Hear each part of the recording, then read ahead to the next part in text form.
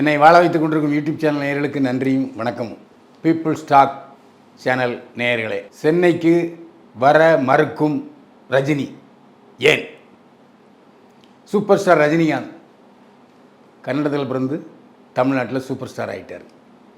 நல்ல மனிதர். அரசியலுக்கு வரேன்னு சொன்னார்.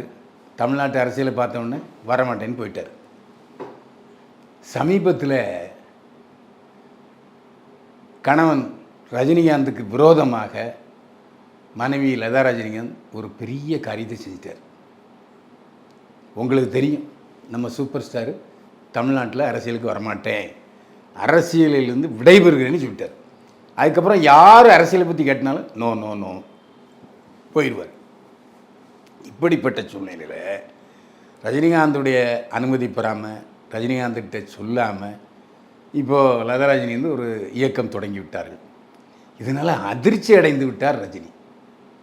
மைசூருக்கு படப்பிடிப்புக்கு போனவர் சென்னைக்கு திரும்பாமல் நேராக ஊட்டிக்கு வந்து நட்சத்திர ஹோட்டலில் ஒரு 3 நாள் ரெஸ்ட் எடுத்தார். ரஜினிகாந்துங்க வந்த செய்தியை தெரிஞ்சவுடனே ரசிகர்கள் ஒரு 500 பேர் திறந்து வந்துட்டாங்க. பார்த்தார் ரஜினிகாந்த். நள்ளிரவு காரை எடுத்துக்கிட்டு மறுபடியும் மைசூருக்கு போய்விட்டார். மைசூரிலிருந்து படப்பிடிப்பு முடிந்ததும் சென்னைக்கு வர வேண்டிய ரஜினி ஏன் ஊட்டி மைசூர்னு ஓடிக்கிட்டு இருக்காரு? யோசிச்சு பாருங்க. மனைவி செய்த செயல் பிடிக்காமல் தான். இதுக்கு மேலே நாம் பேசுகிறதுக்கான வாய்ப்பு அடுத்த கண்டென்ட்டில் வரும். கொளுத்தி போட்டுட்டோம், பற்ற வச்சிட்டியே பரட்ட அப்படின்னு நீங்கள் சொல்லக்கூடாது. ஆனால் உண்மை. துபாயில் செட்டில் ஆகும் சிவகார்த்திகேயன், பச்சை தமிழ் நடிகன் சிவகார்த்திகேயன், எந்தவித பின்புலமும் இல்லாமல் சினிமாவுக்கு வந்தவர் சிவகார்த்திகேயன். நல்ல ஒரு மனசு உள்ள ஒரு நடிகர். எல்லா பத்திரிகையாளர்கிட்டையும் நல்ல பழகுவார். சமீபத்தில் கூட தாய் கிழவி படம் நல்ல வசூலை பெற்றதும் பத்திரிகையாளர்களுக்கு நல்ல விருந்து வச்சார். அப்புறம் என்னை கூட பார்த்து பேசினார். ஆரம்பத்துலேயே எனக்கு சிவகார்த்திகேயன் நல்லா தெரியும். சினிமாவில் உள்ள நல்ல நடிகர்களில் அவரும் ஒருத்தர். சமீபத்தில் பார்த்தீங்கன்னா ஒரு வருஷத்துக்கு முன்னால் துபாயில் ஒரு அப்பார்ட்மெண்ட்டில் ஒரு குடியிருப்பு வாங்கினார். சரி, ஏதோ எல்லோரும் வாங்குகிறாங்களே அப்படின்ட்டு நினச்சோம். இப்போ என்னடான்னா, போன மாதம் அங்கே ஒரு பெரிய ஆடம்பர பங்களா வாங்கி குடும்பத்தையே அங்கே செட்டில் பண்ணிட்டார் சிவகார்த்திகேயன். சிவகார்த்திகேயனுடைய மகள் துபாயில் படிக்க போகிறாங்க. மேல் படிப்பும் அங்கே தான் படிக்க போகிறாங்க. ஏன்னு சொன்னால் அங்கே வருமான வரி கிடையாது. அங்கே எவ்வளோ வேணால் இன்வெஸ்ட் பண்ணலாம். நீ எங்கே சம்பாதிச்ச, எப்படி சம்பாதிச்சேன்னு சொல்ல வேண்டியதில்லை. ஸோ அங்கே முதலீடு பண்ணுறாங்க. சரி, அவர் தான் அப்படின்னு பார்த்தா நம்ம அல்டிமேட் ஸ்டார் அஜித், அவர் என்ன திடீர்னு சமயத்தில் ஒரு பேட்டி கொடுத்துருக்காரு. ஏப்பா, நான் 3 வருஷமாக துபாயில் தான் வாழ்ந்துக்கிட்டு இருக்கேன், என் குடும்பம் சென்னையில் இருக்காங்க. ஏன்னா நான் பல நாடுகளில் கார் பந்தயத்தில் கலந்துக்க போகிறேன். அதுக்கு துபாய் தான் வசதியாக இருக்குது. எனக்கு சென்னை அந்த கார் ஓட்டுற பயிற்சி மீதானலாம் இல்லை, துபாயில் இருக்குதுன்னு சொல்கிறார். நம்ம தளபதி விஜய் ஜோசப் விஜய் ஆகி முதலமைச்சர் ஆகிட்டார். அடுத்த ரேங்கில் இருந்த அஜித்து துபாயில் போய் செட்டில் ஆகி நான் கார் பந்தயத்தை விடவே மாட்டேன்னு சொல்லி அதை கட்டிக்கிட்டு கண்டினியூ பண்ணுறாரு. சரி, ஆரம்பத்தில் ஏஆர் ரஹ்மான் இங்கே தான் ரெக்கார்டிங் ஸ்டுடியோ வச்சுருந்தாரு. அமெரிக்காலேயும் ஒரு ரெக்கார்டிங் ஸ்டுடியோ இருக்குது. ஆனால் இப்போ நீங்கள் ஏஆர் ரஹ்மானை போய் என் படத்துக்கு மியூசிக் போடுங்கன்னு சொன்னால் துபாய்க்கு தான் போகணும். துபாயில் போய் தான் ஏஆர் ரஹ்மான் இசையை வாங்கிட்டு வரணும். ஏப்பா, நீ ஒரு பச்சை தமிழன், நீ போய் அங்கே உட்காந்துக்கிட்டு இங்கே உள்ளவங்கள்லாம் வாங்குற. அப்போது இங்கே உள்ளவங்கள பிழைப்பு என்ன வருது? நீ எடுக்கிறது தமிழ் சினிமா, நீ மியூசிக் போடுறது தமிழ் சினிமா, காசு போடுறது தமிழன். 300 200 டிக்கெட் வாங்கி பார்க்குறது யார்? தமிழன். உங்களுக்கு பணம் கொடுக்கணும், ஆனால் நீங்கள் போய் துபாயில் செட்டில் ஆகி அங்கே இன்வெஸ்ட் பண்ணுவீங்க. நியாயமாக மிஸ்டர் ஏஆர் ரஹ்மான். அடுத்தது பாருங்கள், நம்ம இளையராஜாவுடைய மகன் மூணாவதாக காதலித்து ஒரு இஸ்லாமிய பெண்ணை கல்யாணம் பண்ணிட்டார்.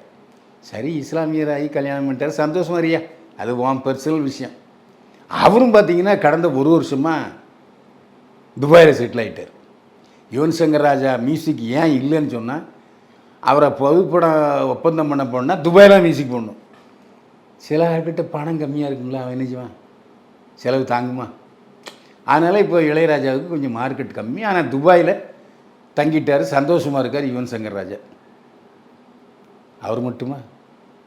நம்ம மாதவன் மும்பையிலேருந்து தமிழனாக பிறந்து இங்கே வந்து தமிழ் சினிமாவில் கொடி கட்டி பிறந்தார், தேசிய விருதுலாம் வாங்கிட்டார், நல்ல நடிகர், ஐயங்காராத்து பையன். அவர் என்ன பண்ணார், அவரும் போய் துபாயில் செட்டில் ஆகிட்டார். ஆக ஒவ்வொரு ஹீரோவாக போவான், ஒவ்வொரு மியூசிக் டைரக்டராக அங்கே போவான். அப்புறம் தமிழ்நாடு உனக்கும் பெப்பே ஒப்பனுக்கும் பெப்பேங்கிற மாதிரி ஆகிப்போச்சு. எனவே இனிமேலாச்சும் யாராவது அங்கே போகாமல் இருங்கப்பா.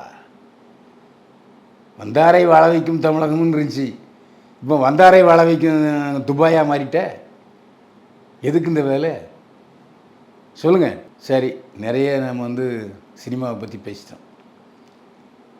தமிழ்நாடு வெற்றிக்கழக அரசில் முதல் முறை சாதனைன்னு சொல்கிறது அதிரடி பெண், பெண்களுக்கான பாதுகாப்பு படை. ஆனால் எனக்கு தெரிகிறது அது அல்ல.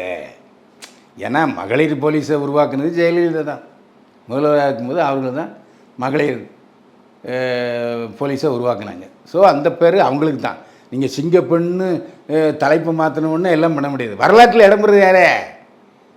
மகளிர் போலீஸை உருவாக்குனது ஜெயலலிதா, அவங்களுக்கு தான் போகும். ஆனால் தமிழ்நாடு அரசு சைலண்ட்டாக ஒரு சாதனையை பண்ணியிருக்காங்க. தொழில்துறை அமைச்சர் கீர்த்தனா சம்பத் தென்கொரியாவுக்கு போயிருக்காங்க. அங்கே போய் 15,000 கோடி செலவு முதலீட்டை கொண்டு வந்திருக்காங்க. தென்கொரியாவிலிருந்து 15,000 கோடி செலவில் அமைக்கப்படுகிற ஹூண்டாய் கப்பல் கட்டும் தளத்தை இங்கே கொண்டு வர போகிறாங்க. எவ்வளோ வருது? 15,000 கோடி ரூபாய் முதலீடு வருகிறது. இது நினச்சா ஒரு விளம்பரத்துக்காக முதல்வர் ஜோசப் விஜயே நான் தென்கொரியாவுக்கு போகிறேன், கையெழுத்து போட்டு வாங்கிட்டு வந்துட்டேன்னு சொல்லலாம். அவருக்கு அது அல்ல. ஏன்னா அவருக்கு ஏகப்பட்ட புகழ் இருக்குது, இங்கேயும் வேலை இருக்குது. அதனால் என்ன பண்ணார், தன்னுடைய அமைச்சரவையில் இடம்பெற்றிருக்கிற கீர்த்தனாவை அனுப்பி வச்சிருக்கார். இது மீடியாக்காரங்க யாரும் பெருசாக பேசலை. ஆனால் நாம் அப்படி இல்லை, பேனை பெருமாளாக்குவோம், ஆக்கிட்டோம்ல. ஆகவே தனக்கு விளம்பரம் கிடைக்க வேண்டாம், தன்னுடைய தொழிலமைச்சர் கீர்த்தனா சம்பத்துக்கு அந்த பெயர் கிடைக்கும் என்று சொல்லி முதல் முறையாக தமிழக வெற்றி கழக அரசின் சார்பாக வெளிநாடு செல்றவர் கீர்த்தனா. அவருடைய முயற்சியை பாராட்டுவோம். 15,000 கோடி முதலீடு தமிழகத்துக்கு வந்தால் ஒரு நிம்மதி பெருமூச்சு, அவ்வளோதான். அதாவது அண்ணாமலை, நான் தான் ஏற்கனவே சொன்ன மாதிரி காங்கிரஸ்லையும் சரி பாஜகவிலையும் சரி இந்த தலைவனை இங்கேருந்து பிடிக்க மாட்டாங்க. நம்மளில் ஒருவன் தலைவனாக இருக்கும், அவனுக்கு பிடிக்கவே பிடிக்காது. அங்கேருந்து எவனையா ஒருத்தன் காக்கனை முக்கனை கொண்டு இங்கே தலைவராக போடுவாங்க. பெங்களூரில் ஐபிஎஸ் ஆஃபீஸராக பணியாற்றியவர் அண்ணாமலை, நல்லா டீசென்ட் ஆஃபீஸர், அதில் எந்த சந்தேகமும் இல்லை. அவர் ஏதோ ஒரு இதில் கனெக்ட் ஆகிட்டார் பிரதமர் மோடிஜிக்கு. அவர் தான் வந்து நீ வா, நீ தமிழ்நாட்டு பாஜக தலைவராக போன்னு அப்பாயின்ட் பண்ணி அனுப்பிட்டார். அவரும் வந்து கடுமையாக உழைச்சார். அதாவது திமுகவில் முதல்வர் மு.க. ஸ்டாலினுக்கு சரியான பதிலடி கொடுக்கிறவர் அண்ணாமலை தான். இதில் நிறைய சந்தேகம் இல்லை. நிறைய ஊழல்களை அதிகமாக பேசுனதே அண்ணாமலை தான். எத்தனையோ முறை திமுக அமைச்சர்கள் அண்ணாமலையை மிரட்டி பார்த்தாங்க, போடா அப்படின்னு சொல்லி பேசினார். அதனால் அண்ணாமலை மீது நமக்கு ஒரு மிகுந்த மரியாதை உண்டு. ஆனால் நீ ஐபிஎஸ் ஆஃபீஸராக இருந்தவரை விலக சொல்லி தமிழ்நாடு பாஜக தலைவரை ஆக்கி உன்னை மிகப்பெரிய அளவு தொழிலதிபராக்கி ஒன்று சொன்னால் 100 புரிஞ்சுங்க அண்ணாமலை. அப்படிப்பட்ட சூழ்நிலையில் ஒரு ஊழல் புகாரும் திமுக தெரிவிச்சுது.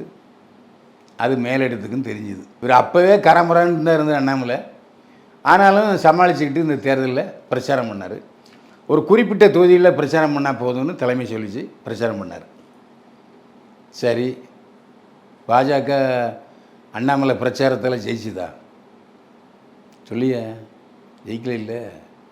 அப்போ இந்த தோல்விக்கு அண்ணாமலையும் பொறுப்பு.